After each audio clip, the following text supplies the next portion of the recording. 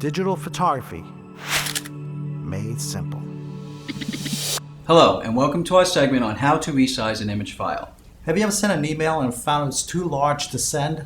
Have you ever tried to resize that image file? We're going to answer these questions by dividing our lesson into two parts.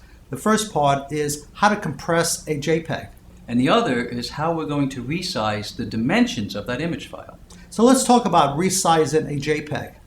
Because the very term resizing a JPEG is a paradox, meaning we really don't resize a JPEG, we're actually compressing it. A JPEG is an image file that is compressed without losing much of the detail. Its very name was created by the Joint Photographic Experts Group. And to see more about what is a JPEG, go to our video on JPEG. We're going to use this toy as an example of a large image file JPEG going through the internet with our email program. Hey Ken, bring over the internet.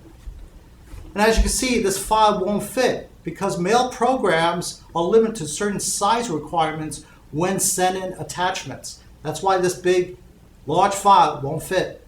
But by compressing our JPEG, we're easily reducing our file size, making it easy for it to go through the internet. Hey Ken, bring over the internet.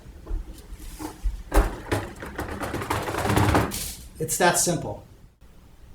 You can find your image size by right-clicking your mouse on the info on a Mac or properties on a PC of your image, and it will show you the actual file size.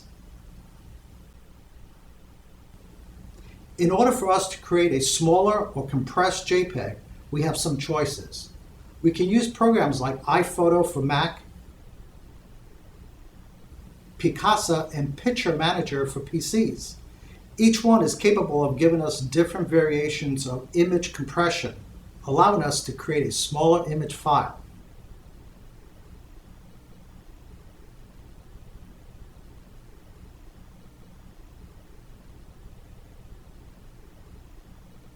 Now, let's see how they look. Our largest image is our original. The next quality is our high compressed image. Then our next quality is a medium compressed image. Finally, our smallest quality compressed image.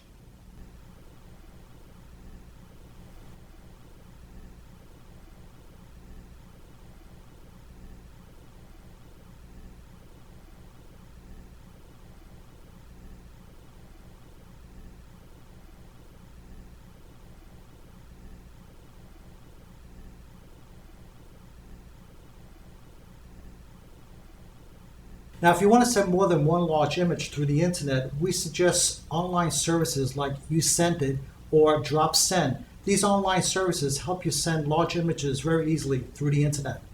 Now let's move into part 2. Showing us how to alter size dimensions for the purposes of printing and for specific web page layouts.